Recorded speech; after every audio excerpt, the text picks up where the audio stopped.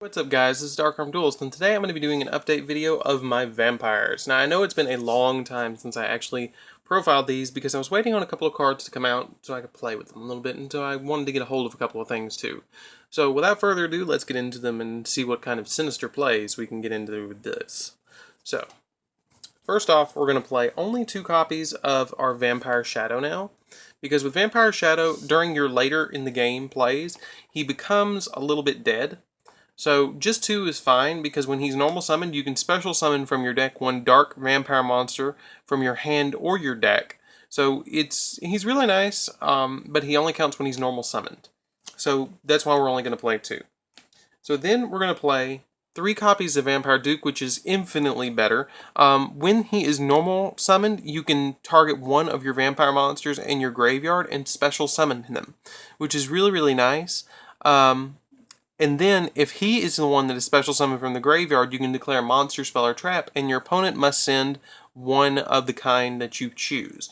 Now, something to remember about both of these is they can only be used for a Dark XZ monster, which is kind of sucky, but, you know, it's okay. We're only going to really make Braum with them anyways. Then, we play 1 copy of Vampire Lord, because whenever he declares an attack, he actually gets to send, or inflicts battle damage to your opponent.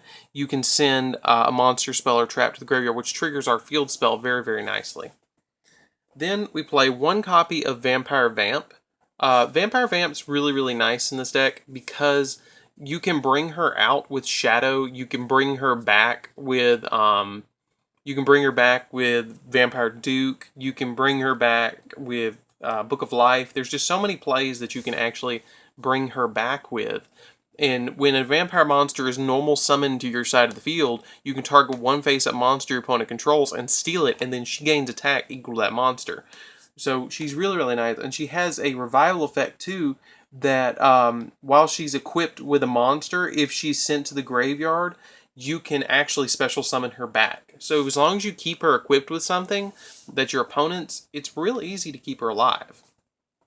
Then for our last 3 vampires, we play 3 copies of Vampire Sorcerer. He's kind of the searcher of the deck. If he is in your possession, is sent to the graveyard by your opponent's card effect, by battle, or by effect, you can add 1 dark vampire monster or 1 vampire spell or trap from your deck to your hand, and you can banish him to normal summon a vampire without tributing, which is really, really nice. Which is actually really, really, really good.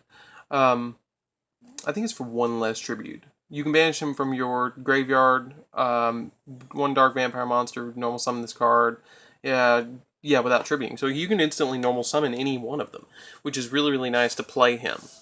And he sets up your plays very, very nicely. Then we play 1 copy of Zombie Master, because he's kind of your revival. You can send 1 monster from your hand to the graveyard to special summon 1 of your level 4 zombie monsters from your graveyard. Really, really good card.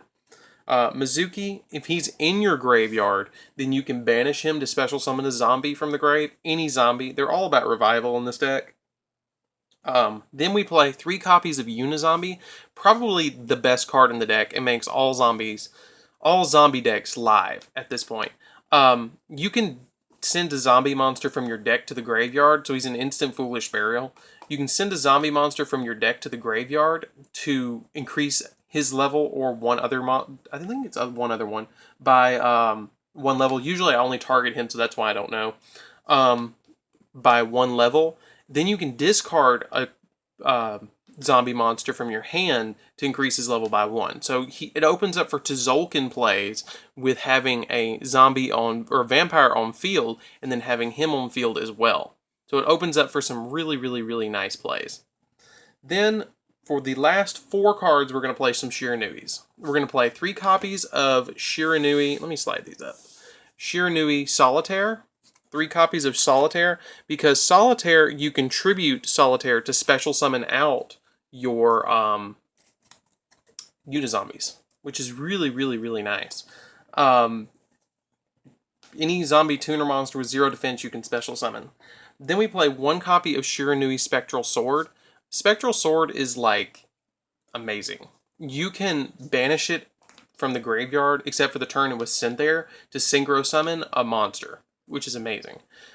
Usually we only go for we only use, like, let's say, Solitaire to do it, but we may, in the off chance, use Zombie Master to do it, to go into Shiranui Shogun Saiga, or Sangetsu, or whatever it is. This one. Shogun Samurai Saiga. That one. And then we can kind of climb from there, which is really nice. And that's it for the monsters. Let's get into the spells. It's really self-explanatory. It's just a lot of zombies that revive themselves. And that's all vampires have ever really been. But you kind of need the Shiranuis in there to kind of push it over the limit. Then we play 1 copy of Soul Charge, just to revive all our stuff. 1 copy of Barrel from a Different Dimension, because a lot of our zombies are banished themselves, and you want to put them back in the graveyard so you can get their effects off multiple times. 2 Dragon's Mirror, so we can go into our Dragon Necro Nether Soul Dragon, which he really, really is amazing in this deck. He helps so much in so many different plays, because you can just make him and swing, and he just makes all the difference. Then we play 3 copies of Book of Life. Book of Life is essentially a monster reborn in this deck, so it just makes plays for days. Just plays for days. You can banish 1 monster in your opponent's graveyard to and target 1 zombie monster in your graveyard, and special summon the zombie in yours and banish the one in theirs. So it just makes some really, really, really nice plays. Then we play 3 copies of Allure of Darkness, because the majority of our stuff is dark. You want to play it. Besides Mizuki and the Shiranuis, they're all dark, so you could play it. Then we play 3 copies of Vampire Kingdom. Vampire Kingdom is amazing. It makes all your zombie monsters gain 500 attack during damage calculation. So even if your opponent attacks, they gain 500 attack. And once per turn, when a card is sent from your opponent's deck to the graveyard, you can target 1 card on the field and send 1 Dark Vampire to the graveyard, which is usually going to be your Sorcerer or your Vamp, so you can bring it back. And then you send it to the graveyard, and if you do, destroy the target. So you destroy whatever card you want to destroy on the field. And that's actually it for the spells. Not a lot of spells, but just enough to do what we need to do. So let me get into the traps. There's only a few traps in this deck. So we're playing 2 copies of Shiranui Swallow Slash. Swallow Slash is like Icarus Attack for zombies. You tribute a zombie monster, then target 2 cards on the field to destroy them, and if you do, you banish 1 Shiranui monster from the deck. But since we're playing 3, or 4, this card is always live. It's just always live. Then we play 2 copies of Vampire Takeover. Vampire Takeover is essentially terraforming, but better. If you have no cards on your in your field spell zone, and all face-up monsters you control are minimum 1 zombie-type monsters, you can activate 1 Vampire Kingdom directly from the deck, and then special summon a vampire monster from the graveyard in face-up defense position, which is amazing. So it's a monster reborn, and it's also a searcher for your field spell. Then for the last 2 traps, we play 2 copies of Solemn Strike. And I mean, that's just for negation. And really, you don't need Twin Twister in this deck. I mean, you could play it if you wanted to. Drop like a Book of Life and something else. Maybe a Book of Life and a, I don't know, 1 Dragon's Mirror or something like that. And play 2 Twin Twisters if you want to play Twin Twister in here. I didn't see a need for it that much, because I don't really give a damn about my stuff going to grave. And with the stuff that I play in the deck, like Vampire Kingdom, I'm going to pop whatever I want to pop and get rid of the problem cards. So let's get into the extra deck really quick. So we only play 3 rank 5s that are going to be able to go into with our vampires. And that's Crimson Knight Vampire Brahm. He's probably the best one to go into because of his revival abilities and being able to just do so much damage. Then we play 1 Shark Fortress because it is a dark and it lets one of your monsters attack twice, which is really, really nice. And it counts as a dark, so you can make it. 1 Dark Rebellion because it's, I don't have room for Utopia the Lightning in the extra deck, so I play Dark Rebellion because of that. 1 Key Beetle to protect our kingdom and our vamp if we need to. 1 Castael to kind of spin stuff. You need a little bit of the ability to spin. 1 Untitled Tzolkin because you can make it with Unizombie very, very easily. very, very easily. In Forza Tzolkin, we play a Beals, a Void Ogre, and a Crystal Wing. You got to play a Crystal Wing at least. And the Beals. It's just amazing.